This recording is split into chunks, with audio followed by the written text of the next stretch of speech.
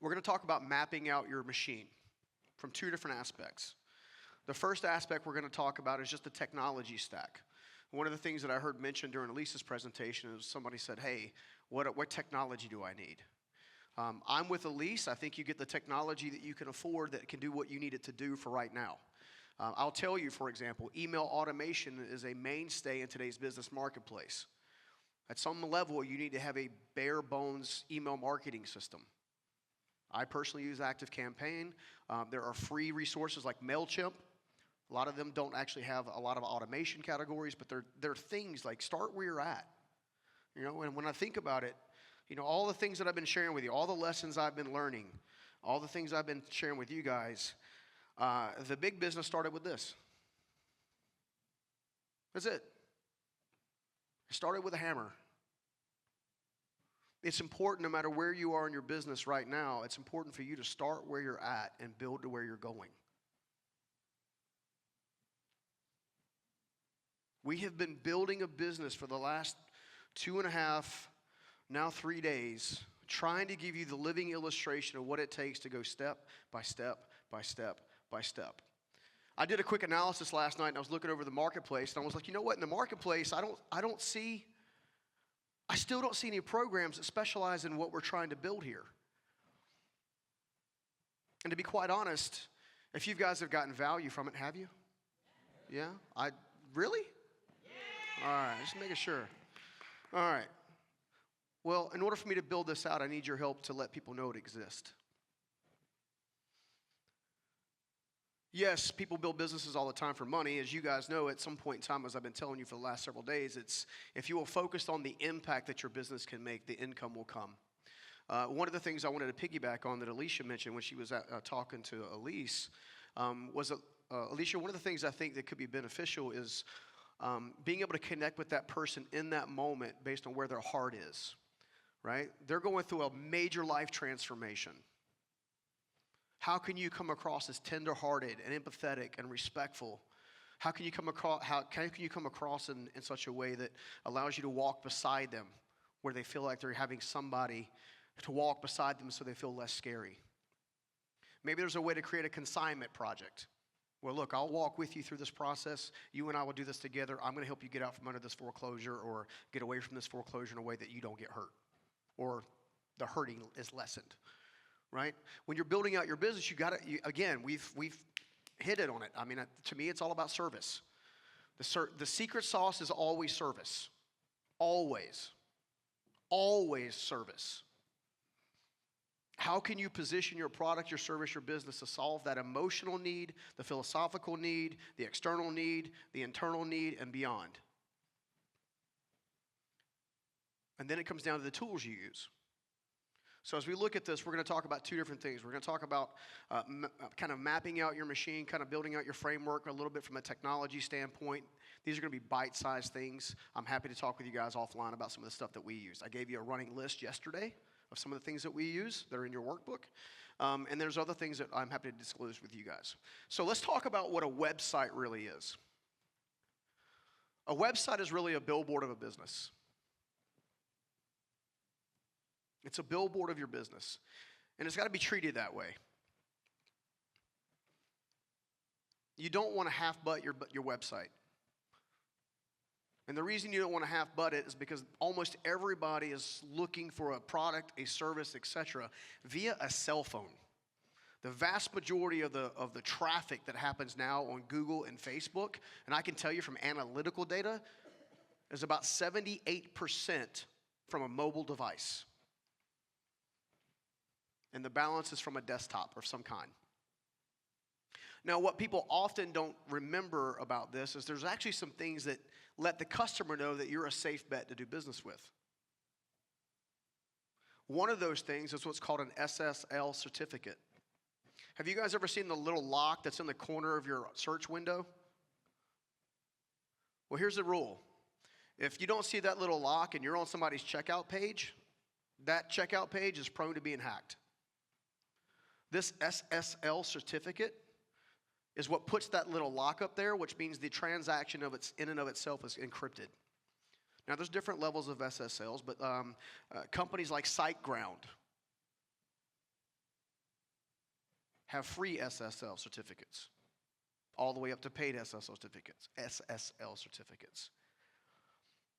So you want to make sure your website is hosted on a quality domain. We have recently began moving all of our what we call digital property or digital property assets from SiteGround, because that was a great place to start, over to Google. Believe it or not, Google has actually created their own version of a hosted system. Now, I have bought domain names through SiteGround. I bought domain names through GoDaddy, and I bought domain names in different places. Key attribute is making sure that when you are choosing your business's name, just go into Google and see if it already exists. I was trying to buy unstoppableonline.com just recently, because essentially that's going to be the online school, right? Well, believe it or not, they have what's called a squatter. And the squatter refused to sell me the domain unless I paid him $5,000. And I told him, well, you know what? I can deal with a hyphen. Unstoppable hyphen online cost me $12.50. Get creative, but do your searches. You don't want trademark infringements. You don't want copyright infringements. You don't want, to the best of your ability, make it unique to you. But once this hosted service is set, once the SSL certificate's set, you want to make sure your website is absolutely fast and mobile. Absolutely fast and mobile. Why? A simple 1 second, a simple 1 second delay in speed, or advancement in speed on your website can boost your conversions by over 35%. People are impatient now.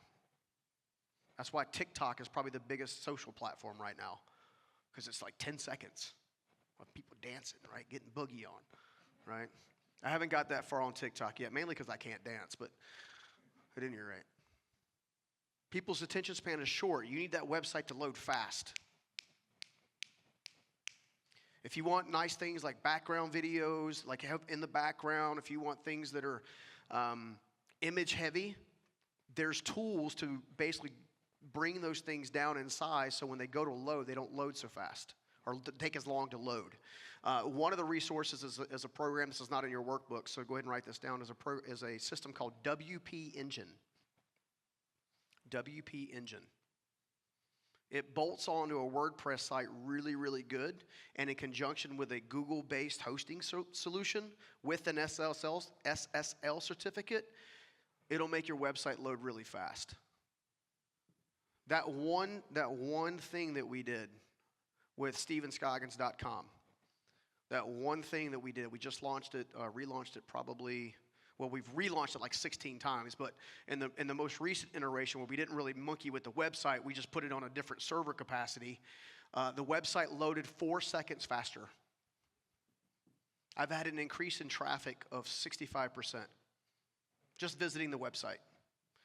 The average time someone spent on the website was approximately 60% longer than they had before. Subtle things. Subtle things. Increasing the checkout efficiency. You know, Elise talked about this. Like, remove all the barriers of entry to have somebody do business with you. We have an upstart division in the construction business called CHE Remodeling, and every time I find out there's a customer problem, I see that's a roadblock, right? If they're not happy and and there's something happening, maybe they're not getting a text or an email or something on time, I want to remove that roadblock so doing business with me is easier and easier and easier and easier and easier. All the way till you get to the Amazon standard where it's like a one-button push.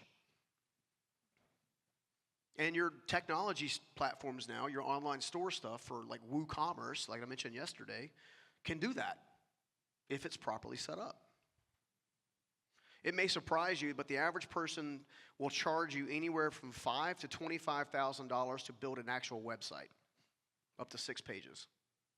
To have it function properly, to have your Google tag appropriately installed, to have your Facebook pixel properly installed, to have your AdSense properly tracking, to have what's called retargeting, which is, we're starting to get in the weeds a little bit, so I'm going to come back up out of the weeds. But these types of things need to be instituted.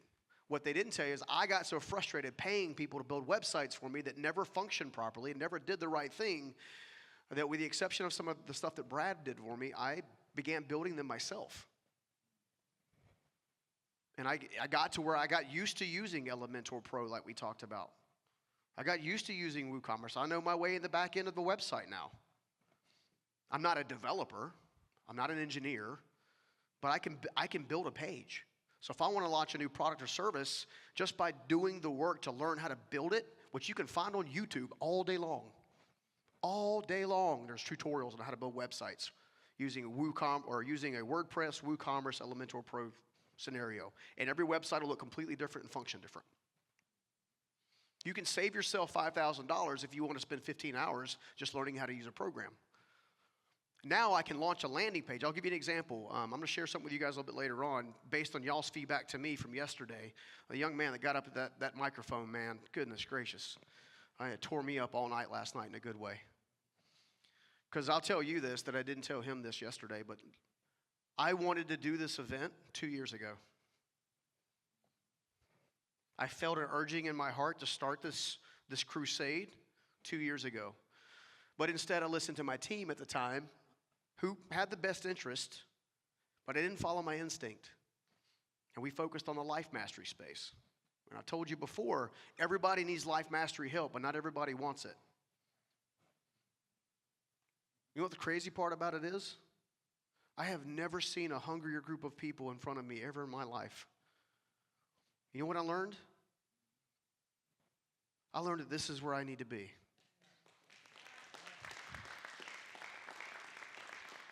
You guys taught me that. You taught me that.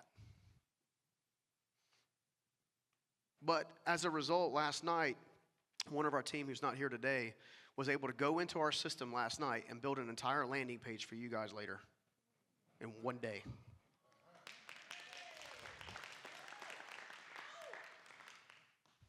I want you to get out of the mindset that, one, you can't do it, because you can. And two, that you shouldn't do it, because in some cases you should. One of the things that I think has helped me garner the respect of my team members in the larger businesses over time is the fact that I have done every single position in that business at least once. At least once. I have a basic level of understanding of what it's like to sweat on a job site or freeze on a job site or work in the rain or drive a nail and hit my thumb and bust my knuckles and cut myself. I used to go into work and I would come home with scars all over my hands and I would have no idea where they came from. I know what it's like to sit up at 2 a.m. or 3 a.m. and do bids and estimates because a customer that I was trying to solicit required that I had my bid in by Monday morning at 9 a.m. I know what it's like to burn through an entire weekend trying to order job packages and stuff myself with Excel spreadsheets and all this kind of stuff.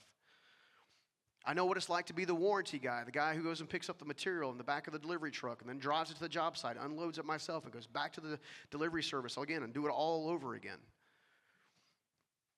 I want to encourage you to learn the basic fundamentals of your business. So when you start leading team members, you're able to do it with a level of empathy and competency. Now, I would be lying to you if I said I was perfect. I'm still learning every single day. The man that I'll bring up here after I speak in this particular session has taught me a great deal about what to pay attention to. He was also one of the first people that told me about what I mentioned to you yesterday, where I had the wrong financial person in the wrong seat. And he warned me ahead of time. But you heard Joe talk about my loyalty. I saw potential in somebody. I wanted to give them a chance. But they weren't ready. And the way you help people get ready is by you understanding how to build your thing yourself, at least from a bare bones necessity, overview. You need to be competent so you can check on things. All right, let's move back to the website. You could also consider using what's called a landing page.